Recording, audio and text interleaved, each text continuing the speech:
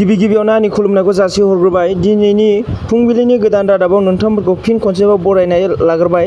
दिनै 30 जुलाइ दिनैनि सुंद' खौराङाव फिन खनसेबाव बरायग्रोना लाग्रोबाय। गिबि रादाबावनो दङ भारत हादोरनि सासे लाइमोना पेरिस अलिम्पिकआव देरहानानै गिबि खेब मेडेल लाबोनो हादों। बेनो भारत हादोरखौ गोग्गानाय लाबोदों। मुनु बाकेर मुंनि सासे लाइमोना पेरिस अलिम्पिकआव 2024 मायथाइनि गिबि खेब ब्रन्ज मेडेलखौ देरहानो हादों। नैथि रादाबानो जादों दुखुनांथाव बाथ्राया बेनो दासान्दि आसामाव गोबां अखाजों बा दैबानाजों देंगु थाम्फै ओंखारदों। थिग बिदिनो आसामनि सुबुंफोरा जिउ खहाबो जादों। मैया दिखियाजुलिनि सासे उन्दै गथ'आ अबथिरा जिउ गोमालांबाय देंगु थाम्फै अरजानानै।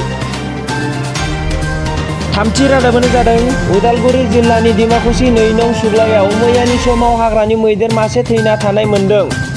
मिन्थिनाय बायदिबा बे मैदेरा कारेन्ट शट जानानै थैदों होननानै खाथिनि सुबुंफोरा सन्देह खालामदों।